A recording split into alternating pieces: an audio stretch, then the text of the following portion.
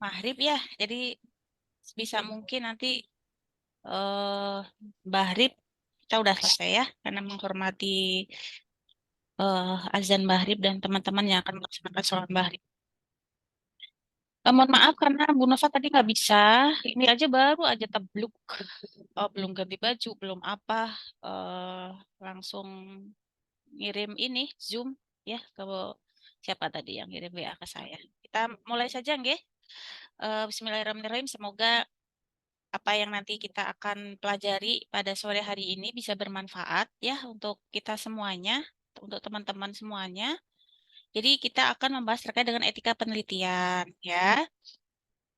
Eh Mana PPT saya?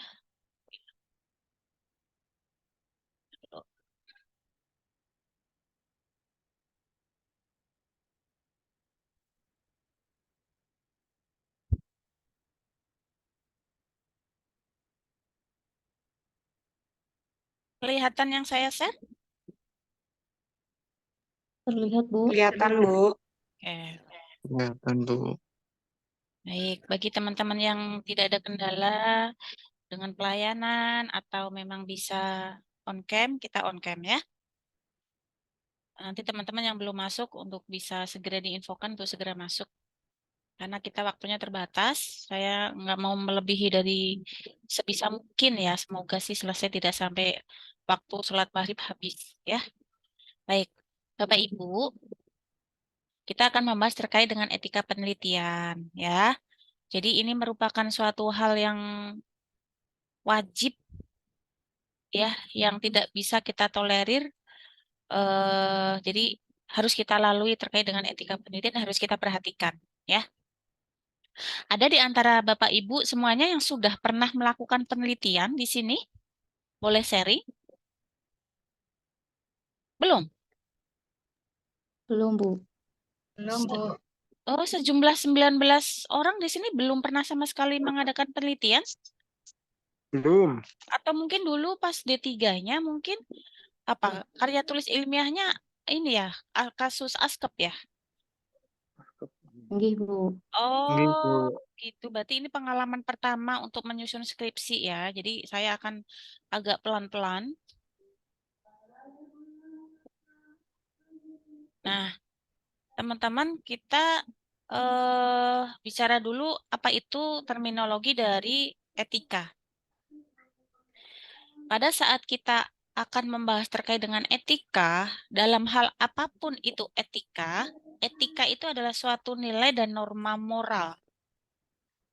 Ya, di dalam kehidupan kita pasti ada yang namanya etika. Etika bekerja kayak gimana? Etika berteman, etika berbicara, etika bersikap, berperilaku, etika etos kerja atau etika kerja dan lain sebagainya itu semuanya pasti ada. Nah, yang akan kita bahas di sini adalah etika penelitian. Artinya adalah bagaimana nilai dan norma moral saat kita melakukan sebuah penelitian. Walaupun teman-teman ini adalah nanti outcome-nya menjadi seorang sarjana keperawatan, bener ya nih, S1 ya? Kali jenjang S1, saya takutnya salah prodi lagi. Ini benar, Bu. Iya, tadi maaf ya, siapa tadi si pennya ya? Ada nggak si pennya di sini? Saya, Bu, Arianti sama Oh, Mas Ben. iya tadi saya minta maaf ya, karena saya tadi lagi riweh banget menghadapi sesuatu hal yang memang harus saya hadapi. Jadi tiba-tiba ini gitu ya, jadi mohon maaf. eh saya mengingatkan lagi kalau mau WA sebutkan prodi, mata kuliah apa, terus saya materinya apa, jam berapa gitu ya. Takutnya saya salah salah ini, salah salah prodi. Nggak usah harus dikirimkan RTP-nya, nggak usah, tinggal jadwalnya saya ibu ibu berkenan kapan. Misalnya kalau saya nggak bisa ya kita ini gitu. Biasanya sih saya jam 2 biasanya saya bisa, cuman karena tadi saya ini ya ada sesuatu hal yang memang tidak bisa saya tinggalkan banget gitu. Nah, jadi ini ya, jadi etika, etika nilai, etika itu sebuah nilai atau moral, ya, norma moral yang menjadi suatu pegangan. Pegangan di sini adalah kita sebagai seorang peneliti itu harus mempunyai patokan pedoman. Suara apa itu? Pak Trimo? Boleh di-mute Oke. Pak Trimo? Ah ya, terima kasih. Pegangan sebagai seorang peneliti, ya, apa-apa yang harus kita lakukan dan kita hindari. Kemudian ada juga yang mengatakan bahwa etika itu apa? Etika sebagai kumpulan azas atau nilai moral atau kode etik. Nah, kode etik. Nanti kita akan mengenal namanya etika clearance. Jadi nanti teman-teman tuh harus mengurus ini, harus mengurus etika clearance. Nanti kalau teman-teman itu, Bu, kalau misalnya penelitian saya hanya gambaran saja, Bu, saya harus mengurus etika clearance nggak semuanya, ya. Apalagi yang eksperimen dan lain sebagainya itu wajib banget ya gitu. Cuman kalau yang gambaran atau yang hanya misalnya tidak terkait dengan eksperimen atau yang membahayakan nyawa pasien, misalnya di sini prosesnya tidak terlalu ini ya apa birokrasi banget gitu. Maksudnya harus presentasi, harus mempertanggungjawabkan apa yang jadi harus menyampaikan apa sih all out dari penelitian kita gitu. Jadi nanti ada timnya. Jadi nanti teman-teman semuanya nanti bisa mengurus kode etik atau ethical clearance ketika penelitian ini di tempat Bapak Ibu mau penelitian atau bisa di UHB. Ada komitenya. Jadi kalau tempat rumah sakit Bapak Ibu sudah ada komite dari etik penelitian, nggak usah lagi ngurus di UHB ya, gitu. Jadi nanti double-double. Ini biasa yang kadang tidak diketahui oleh teman-teman. Jadi ngurus dua-duanya, nggak usah terlalu repot. Salah satu aja pilih mau di UHB atau di rumah sakit Bapak Ibu gitu. Kalau memang belum ada di rumah sakit Bapak Ibu ya pastilah ngurusnya di UHB ya. Nanti ada selembar kertasnya bahwa penelitian Bapak Ibu ini sudah melalui etik clearance ya gitu. Nah, apa itu kemudian etika lagi bahwa ilmu tentang hal yang baik dan buruk ya gitu. Nah, bagaimana prinsipnya? Prinsip dalam secara umum dalam penelitian itu respect for person, menghormati harkat dan martabat manusia. Nanti akan saya jelasin ya. Jadi kalau Bu gimana kalau misalnya sampel saya mau pakai mencit? Saya kira mungkin teman-teman di sini nggak ada yang pakai mencit ya. Namanya mungkin human manusia. Tetap ada etikanya. Kita mau membunuh mencit, kita akan membedah mencit itu ada etikanya. Hamin berapa itu harus kita perlakukan bagaimana? Itu ada ya. Jadi intinya adalah menghormati hak martabat manusia kalau kita human atau menghormati martabatnya perhewanan kalau memang kita pakainya hewan ya, mau pakai kera atau monyet, mau pakai kucing, ya mencit ataupun apapun gitu ya. Kucing gitu ya, bisa juga semua hewan-hewan itu kita jadikan sebagai subjek penelitian. Pertama, respect for person ya, diingat-ingat ya. Biasanya soal saya nggak hafalan ya. Soal saya adalah kasus. Ya, biasanya saya kasus, apalagi ini metodologi penelitian. Biasanya saya kasus, ininya apa, ini prinsip umumnya apa, gitu-gitu. Asal paham pasti bisa jawab. Kemudian yang kedua adalah beneficence. Beneficence ini adalah harus menghasilkan manfaat atau ke arah kebaikan. Nggak ada yang namanya penelitian itu mengarah ke keburukan. Jadi pasti harus membawa sebuah kebaikan atau manfaat. Ingat, beneficent itu namanya. Ya, kemudian tidak merugikan. Tidak merugikan untuk siapa? Tidak merugikan untuk responden dan tidak merugikan untuk diri peneliti sendiri dan semuanya. Ya, jadi non maleficent. Ya, itu artinya. Kemudian berikutnya adalah justice. Justice itu harus adil. Ah, gitu ya. Jadi itu adalah prinsip dasar minimal ada 4 itu minimal harus Bapak Ibu junjung tinggi. Ya, ini tadi sudah ya. Nah, kemudian apa sih kita menghormati harkat martabat yang contohnya seperti apa? Peneliti perlu mempertimbangkan hak-hak responden untuk, saya minta tolong dibacakan Ibu Ika, yang hak-hak tadi menghormati harkat martabat itu nama lainnya apa? Respect for Respect for person. person ya gitu. person. Itu biasanya yang akan kita gunakan itu nama lainnya itu justice, efisien, kemudian beneficient, itu nama itu biasanya yang akan kita gunakan, bukan artinya ini biasanya ya. Oke, sekarang respect all person, apa Ibu keterangannya Ibu? Minta tolong bacakan. Menghormati harkat dan martabat manusia. Peneliti perlu mempertimbangkan hak-hak responden untuk mendapatkan informasi yang terbuka berkaitan dengan jalannya penelitian. Memiliki kebebasan menentukan pilihan dan bebas dari paksaan untuk berpartisipasi dalam kegiatan penelitian. Oleh karena itu, peneliti harus mempersiapkan formulir persetujuan responden Nah, atau informed consent. ya, makasih Bu Ika. Nah, Itu.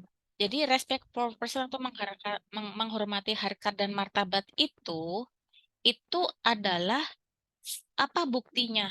Kita dengan cara apa? Nah, ini nanti yang biasa Bu Nova keluarkan ya di contoh kasus soal biasanya di UTS atau di UAS. Jadi, seseorang peneliti itu harus menjelaskan informasi tujuannya apa, manfaatnya apa, nanti penelitiannya itu begini, begini, begini. Jadi jelaskan A sampai Z. Ya.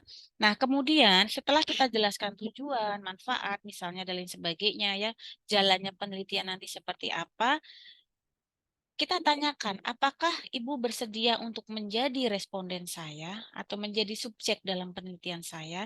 Dibuktikan dengan responden suruh bertanda tangan. Jangan disepelekan ini, ya. Jadi biasanya akan diminta biasanya di dalam ujian skripsi biasanya di hasil ya nanti saat presentasi hasil salah satu bukti bahwa responden itu sudah menandatangani ini apa lembar inform consent. Kadang mah ada juga penguji yang iseng Bapak Ibu. Tapi biasanya ini kita pakai untuk yang reguler ya. Tapi tidak menutup kemungkinan juga untuk alih jenjang. Karena saya dulu pernah sering banget menemukan entah itu reguler atau alih jenjang. Ini sekedar sharing saja ya. Banyak teman-teman itu menyebarkan kuesioner itu tidak pada responden asli, tapi disebarkannya sama siapa? Diisi sendiri kuesionernya. Diisi sendiri atau bahkan temannya suruh ngisiin kuesioner. Waktu itu saya menguji reguler 2 orang akhirnya tidak lulus karena apa? Ketahuan seperti itu. Jadi eh apa kita minta ya, saya minta untuk dibawa semua kuesionernya sampai dengan lembar inform konsennya. Dibawa kan ada tanda tangannya, tapi ternyata karena kan yang namanya tulisan itu bisa kedetek ya. Ini tulisan asli atau memang ini tulisan temannya atau ini tulisan dia sendiri itu insya Allah Bu Nova bisa ngedetek. Kalau Bu Nova itu bisa ngedetek. Akhirnya ujian pertama, sidang pertama dia mahasiswa tersebut berapa angkatan kemarin ya itu nggak ngaku karena nggak ngaku kan lebih baik kalau ada apa-apa ngaku saja ya ngaku saja jadi kalau misalnya sudah ketahuan ini hanya untuk ini aja ya kita sharing ya Bapak Ibu ya pengalaman kita sharing saja kalau misalnya karena gini Bapak Ibu karena kita sudah terlalu banyak menguji mahasiswa itu kita sudah paham sebetulnya itu mahasiswa sudah sampai di tahapan mana sih gitu. Kejujuran atau ketidakjujuran itu sudah terlihat gitu. Nah, kalau misalnya sudah terindikasi bahwa penguji itu tahu bahwa ada ketidakkejujuran atau manipulasi data, kalau memang itu Bapak Ibu memang ada manipulasi data, diakui saja dan mohon maaf. Itu kuncinya. Tidak boleh menentang. Akhirnya pada waktu itu karena mahasiswanya menentang, oke lah, dia tetap nggak bisa mempertanggungjawabkan. Akhirnya uji ulang berikutnya, ini saya berbicara di luar ini ya, di luar ini untuk pengalaman teman-teman aja untuk berhati-hati. Kemudian uji ulang yang kedua itu akhirnya saya minta untuk membawa semua dokumen sebanyak itu kalau nggak salah 54 responden saat itu. Saya minta untuk dibawa semua dokumennya. Dan apa yang terjadi? Terisi, kuesioner terisi. Dia hanya checklist gitu loh. Karena kuesioner kan checklist. Inform konsennya saya suruh bawa semua. Apa yang terjadi? Saya langsung tanya, ini tulisan siapa? Bu, responden Bu A sampai Z gitu berdalih. Kalau Anda masih berbohong, tetap tidak akan saya luluskan. Tetap dia masih berbohong. Akhirnya nggak lulus. Akhirnya sampai sekarang dia nggak lanjutin, putus. Itu mahasiswa reguler. Karena apa? Kalau akhirnya di tengah-tengah, akhirnya di akhir karena sudah ketahuan berbohong, dari sorot matanya juga keterlihat, akhirnya terakhir banget pada saat mau selesai itu baru mengakui bahwa itu memang tidak disebarkan oleh responden, tapi ditulis sendiri, dibantu oleh satu teman angkatannya. Ternyata benar. Itu yang reguler. Jadi banyak banget ya trik-trik mahasiswa itu. Terus kemudian baru aja beberapa bulan yang lalu, Bu Nova juga sama, menguji mahasiswa alih jenjang. Sama juga nggak ngaku. Nggak ngaku, manipulasi data semua. Datanya mau bohong tapi nggak pinter bohong gitu. Ya, akhirnya di dalam ujian itu tetap nggak ngaku mahasiswa alih jenjang itu bahwa itu manipulasi data. Saya tanya penelitian atau tidak, penelitian Bu gitu. Hasilnya kok kayak begini gitu. Akhirnya karena bukan kita nggak tega ya, bukan kita nggak tega untuk tidak meluluskan mahasiswa alih jenjang tidak. Tapi kemudian saya minta untuk disusulkan datanya. Ini kamu bohong. Datamu ini bukan, kamu nggak melakukan penelitian kalau datamu kayak begini. Akhirnya dia rubah, ini mahasiswa alih jenjang baru beberapa bulan yang lalu. Dirubah semakin acak-adul. Akhirnya baru ngaku bahwa dia tidak penelitian, tidak melakukan observasi. Parah kan? Nah, terus kemudian sampai saya desak lewat WA chat, sampai saya telepon mahasiswanya. Sampai saya telepon, karena di chat itu dia tetap nggak mau ngaku. Sekarang langsung saya telepon. Bapak jujur aja, kalau Bapak jujur dengan saya tidak saya bocorkan ke pembimbing Bapak, karena saya penguji satu. Saya tidak akan bocorkan ke pembimbing Bapak. Dua-duanya ini hanya untuk urusan saya, Bapak, dan yang di atas. Akhirnya ngaku benar bahwa mahasiswa itu tidak melakukan penelitian. Nah, gitu. Itu merupakan salah satu prinsip etika yang dia tidak junjung tinggi gitu ya. Ini sebagai sharing. Nah, ini terkait dengan inform consent. Bisa menunjukkan inform consentnya, tapi ya itu gitu ya diisi sendiri. Nah, nanti pada saat teman-teman ini melakukan penelitian, silahkan nanti dikemukakan bahwa izin bahwa ini memang sedang melakukan penelitian, kemudian apakah bersedia dengan dibuktikan dia tanda tangan untuk lembar inform consent, ya. Nah, kemudian menjaga kerahasiaan. Nah, bagaimana nih untuk kerahasiaan? Minta tolong Bu, siapa yang bisa membacakan? Bantu saya untuk membacakan ini. Yang kayak mana contohnya? Yang privasi. Dengan cara privasi yang kayak mana? Nggak dibaca aja. Silakan, siapa selain Bu Penny yang mau membantu membacakan? Pak Trimo bisa Pak? Baik, Bu. Oh Saya iya, Pak Adi. Adi. Ya, silakan Pak Adi.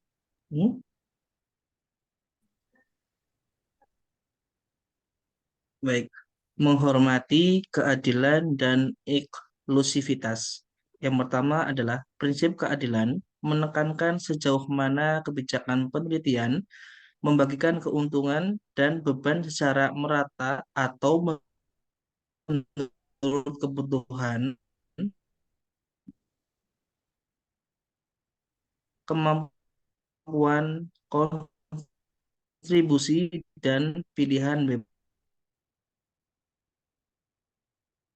Dan perlakuan yang sama baik sebelum, selama, maupun sesudah berpartisipasi dalam penelitian tersebut. Terima kasih. Ya, terima kasih banyak Pak sudah dibantu membaca. Jadi ini justice ya. Kita harus adil. Adil ini artinya adalah bukan hanya semata-mata untuk kepentingan Bapak Ibu sebagai mengambil data. Ya, wong saya meneliti untuk saya ini tapi tidak bermanfaat untuk responden, itu nggak boleh. Nah, terus kemudian menjaga kerahasiaan. Jadi nanti teman-teman kalau mau mengisi penelitian biasanya kita pakai kode ya. Peneliti mempertimbangkan aspek keadilan gender dan hak responden untuk mendapatkan perlakuan yang sama baik sebelum, selama maupun sesudah berpartisipasi. Biasanya kita merahasiakan juga pakai kode. Kode itu yang tahu hanya peneliti saja. Kalau kita mau menyampaikan ini ya, dalam mempublikasinya pun kita pakainya adalah kode. Tidak boleh nama lengkap atau bahkan alamat lengkap, itu tidak boleh kita ini. Kemudian memperhitungkan manfaat kerugian yang ditimbulkan. Minta tolong dibacakan. Pak Trimo bisa membantu saya? Bisa, Bu. Oke. Memperhitungkan manfaat dan kerugian yang ditimbulkan.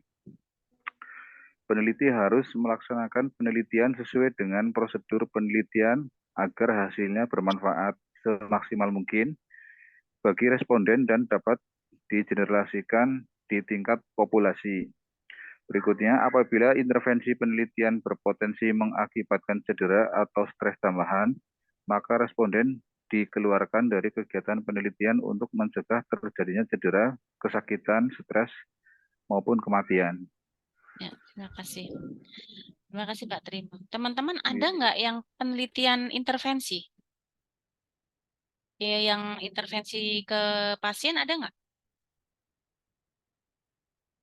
Nggak ada? Oh, atau belum mengajukan judul ya? Belum ya Pak Adi ya? Sudah, Bu. Sudah Ibu, tapi kalau saya lebih ke komunitas. Oh, tapi intervensi nggak? Melakukan sebuah, Oh, enggak, bukan intervensi ya? enggak, bukan. Oh, ada yang intervensi Bapak Ibu? Misalnya mau menerapkan apa gitu? Atau melihat? Ada? Ibu Bayu? Enggak, Bu. Oh, bukan. Oh, oke. Ada, Ibu. Oh, siapa? Ibu Eka, Eka. Ibu. Nggih, Tentang, mohon maaf, Oven. oh ya ya, Tentang tentang apa? pengaruh pendidikan apa? Kespro, Ibu, kepada ini santriwati. Oh, kayak ini ya, penyuluhan ya, pendidikan Nggih. kesehatan penyuluhan Nggih. Kespro. Oke, oke. Baik, jadi oke, ini kan memperhitungkan manfaat dan kerugian yang ditimbulkan ya. Ini apabila kita penelitiannya intervensi ya. Jadi intinya itu kita itu nggak boleh egois gitu loh. Maksudnya sebagai peneliti kita nggak boleh egois bahwa ini hanya untuk kepentingan saya sebagai peneliti gitu. Tidak ya, tapi kita harus tetap apa sih ada manfaatnya nggak sih untuk responden gitu. Contohnya adalah misalnya kita mau melakukan sebuah intervensi kayak misalnya dicontohkan Bu Eka. Oh, Bu Eka itu memberikan sebuah intervensi. Berarti kan ada manfaatnya tuh yang bisa diambil oleh responden, dia mendapatkan peningkatan pengetahuan gitu terkait dengan Kespro gitu. Bu, gimana kalau yang misalnya nggak tidak intervensi gitu? Apakah tetap harus memperhitungkan manfaat? Jelas ya. Jadi manfaatnya itu kalau misalnya Pak Adi apa judulnya Pak Adi? Tentang apa judulnya Pak Adi?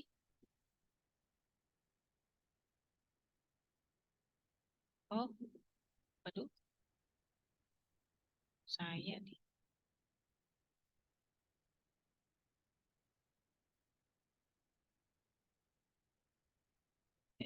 Kok hilang?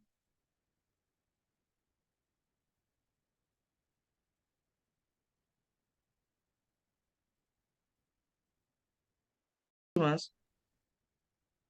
Terpental saya Pak.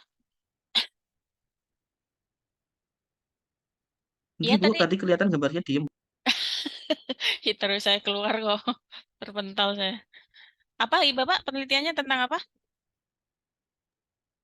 Faktor-faktor Hah? yang mempengaruhi motivasi belajar pada siswa LPK YSW Abadi Purbalingga pasca pandemi COVID 2000 sampai 2022. Judulnya itu Pak, panjangnya. Hmm. Oh, ada apa faktor yang mempengaruhi apa tadi mempengaruhi apa Pak? Oh, kok pergi Bapak? Bapak pergi Pak?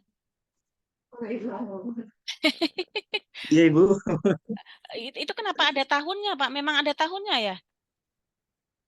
Iya, faktor-faktor, oh sorry Bu, salah sedikit Bu. Oh, Faktor-faktor yang berhubungan dengan motivasi belajar heeh. bahasa Jepang pada siswa pasca pandemi COVID 2019 di LPK YSW Abadi Purbalingga. Oh, bahasa Jepang. Nggih. Oh, jadi Bapak pinter bahasa Jepang ya? Enggak, Bu, hanya ikut-ikutan aja, Ibu. Oh, oke.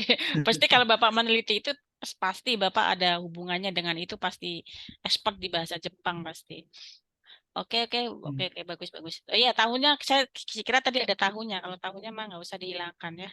Nanti kalau mau masuk ada tahunnya itu nanti masuknya ke bab 3 aja di metodologinya, kriteria inklusinya memang diambil dari tahun sekian sampai tahun sekian. Jadi nggak usah masuk ke judul karena judul itu ada aturannya nggak boleh dari sekian kata gitu ya.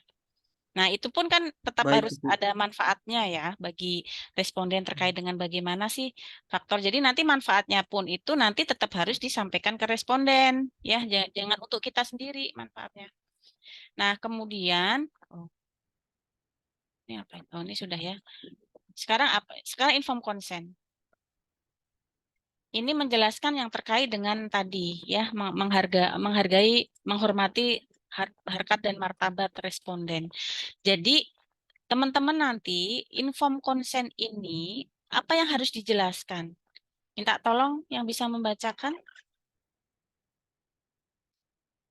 Bu Ani, mohon bantuan Bu Ani dibacakan isi dari inform consent apa saja yang harus kita sampaikan ke responden satu.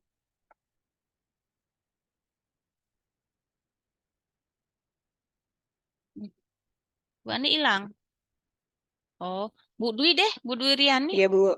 Isi inform consent. Satu, penjelasan manfaat penelitian. Kedua, penjelasan kemungkinan risiko dan ketidaknyamanan yang dapat ditimbulkan. Keempat, persetujuan peneliti dapat menjawab setiap pertanyaan.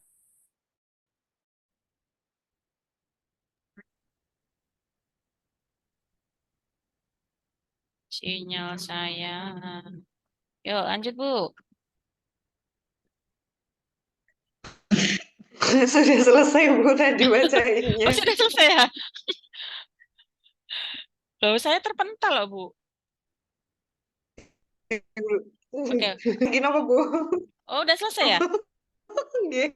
Oh, alah, ya, ya, ya, udah. Ya, Diulangi jadi, napa? enggak usah. Jadi, kita tarik garis bawah aja, nanti teman-teman, Selesai. nanti Udah, teman-teman Bu. saat, ya, nanti teman-teman saat menjelaskan inform consent, itu Oke. pertama, teman-teman menjelaskan manfaat penelitiannya apa. Aduh, ini sinyal saya. Ntar dulu, saya pindah ini aja deh. Saya pindah tethering aja. Saya tuh di sini wifi-nya nggak bagus banget. Ntar dulu ya, saya pindah tethering. Tethering malah lebih stabil kayaknya dah.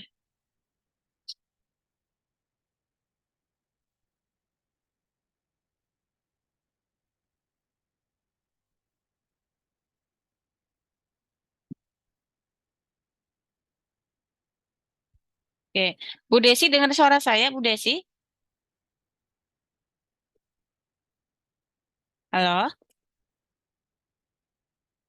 Dengar Ibu. Oh, oke Bu Desi kita ulangin Bu Desi. Isi inform consent harus kita jelaskan apa saja satu?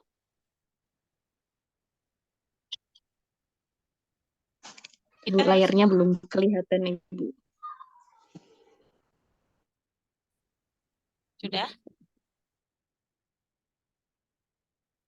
Belum juga. Jelek banget ya sinyal saya. Sudah kelihatan layarnya, Bu. Manfaat penelitian. Suara saya terdengar jelas mboten, Ibu? Oke, Terdengar, Mbak Desi. Manfaat, terus apa lagi yang harus kita jelaskan? Yang kedua, penjelasan kemungkinan risiko dan ketidaknyamanan yang dapat ditimbulkan. Oke. Yang ketiga, penjelasan manfaat yang akan didapatkan. Yang keempat, persetujuan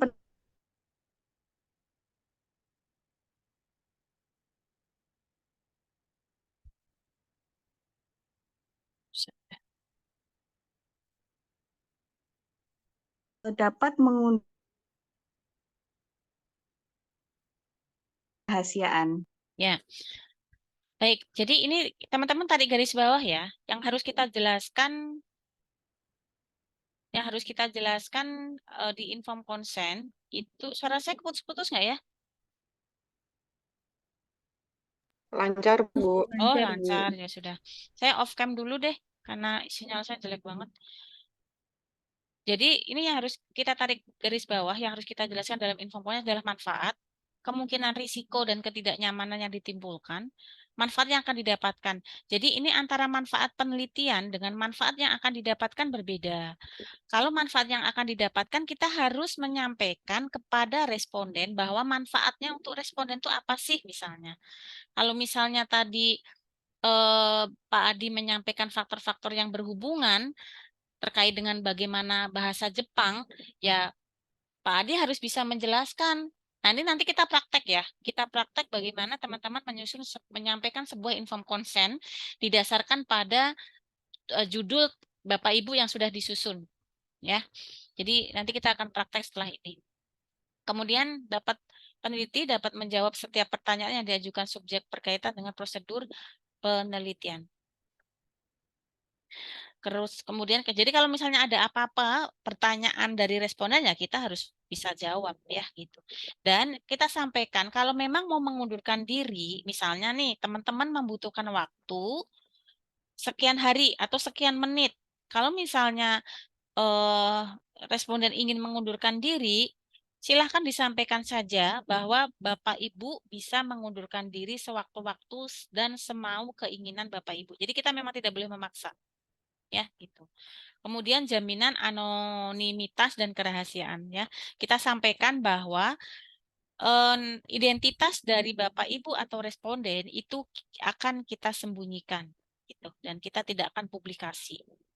Nah, nanti hasilnya penelitian ini nanti kita akan sampaikan ke Bapak Ibu, ini terutama untuk yang intervensi ya. Jadi ada manfaatnya misalnya pre dan post ataupun apapun. Nah, kita manfaatnya kita sampaikan kepada responden.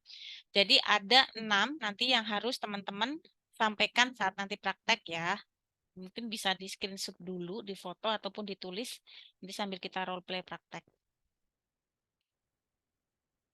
Oke, itu untuk penelitian manusia ya. Nah, kalau misalnya kita mau pakai penelitian yang hewan, saya kira saya tidak akan terlalu banyak untuk yang menyampaikan perhewanan ya. Karena teman-teman nggak ada yang pakai hewan tentunya ya. Nggak ada kan?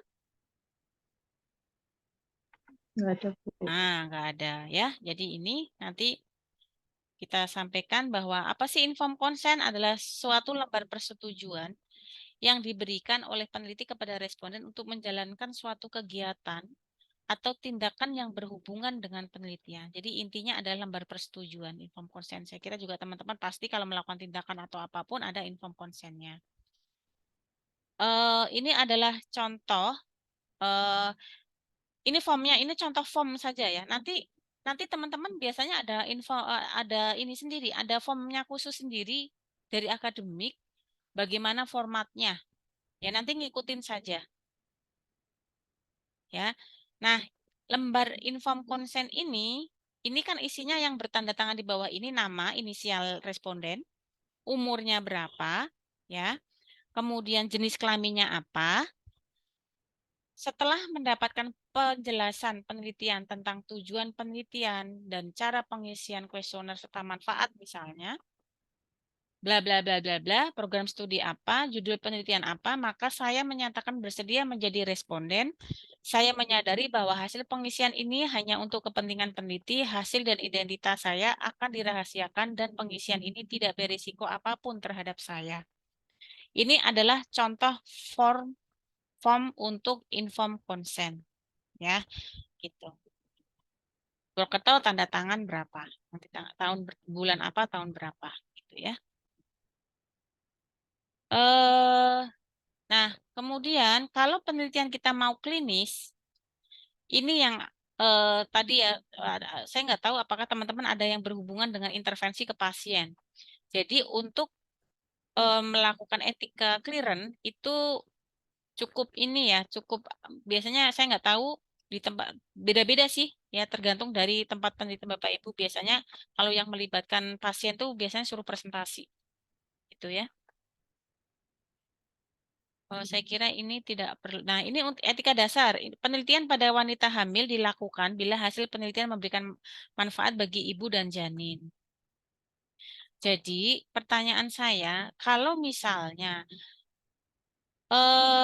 penelitian Bapak Ibu ada yang mengambil penelitian pada bayi atau anak. Jadi, inform consent itu diberi. Memang saya nggak kuat untuk on cam ya, sinyalnya nggak kuat untuk on cam. Jadi teman-teman kalau responden kita bayi atau anak, inform consent-nya kita kasihkan ke siapa?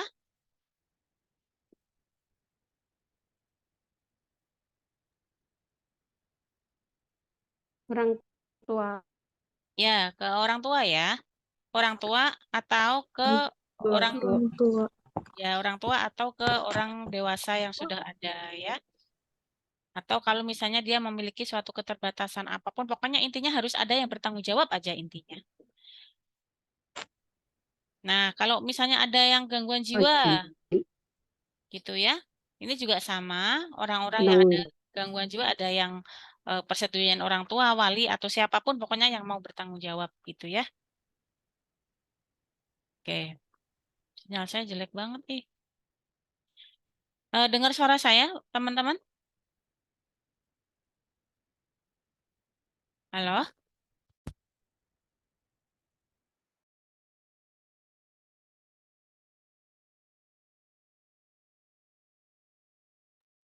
Sinyal saya jeleknya minta ampun. Dengar suara saya, Bapak Ibu? Dengar nggak? Dengar, Bu. Kedengaran, Bu. Sinyal saya, Dengar, Bu. saya jelek banget, ih, ampun. Dengan Kalau malam kayak gini resikonya.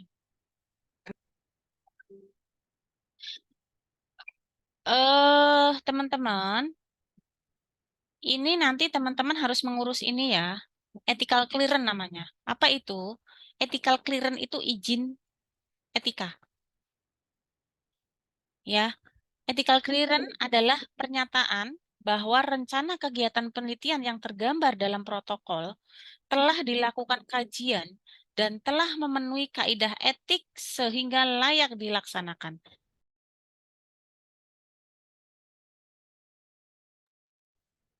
Sinyalnya, ampun. Diulangi teman-teman, apa itu ethical clearance? Minta bantuan Ibu Willy. Apa Bu ethical clearance Ibu?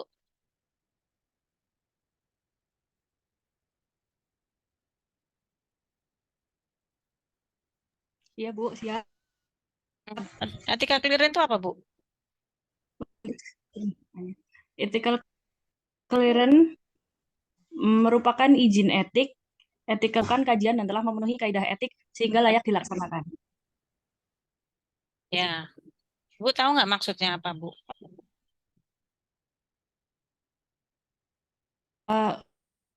Suara saya bisa terdengar, Ibu?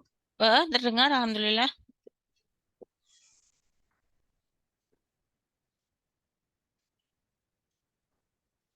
Halo. Ya, Ibu dengar Ibu? Iya, Bu. Gimana, Bu? Iya terdengar Ibu. Jadi ethical clearance itu apa Bu?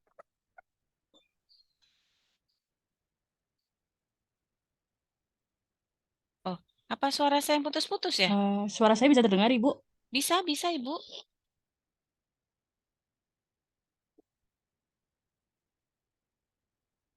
Halo?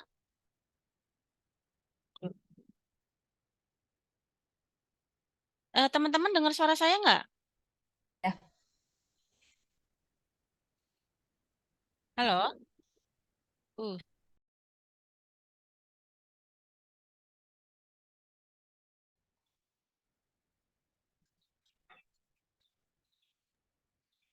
Sinyal saya luar biasa banget, mah. Jadi intinya teman-teman, ethical clearance itu izin ya. Izin kita bahwa penelitian kita itu aman untuk dilakukan.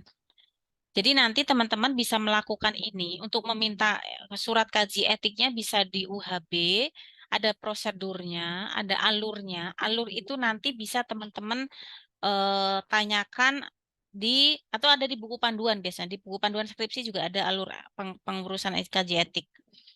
Tapi kalau di rumah sakit teman-teman itu sudah ada komite etiknya untuk penelitian, teman-teman nggak usah ngurus lagi ya di UHB.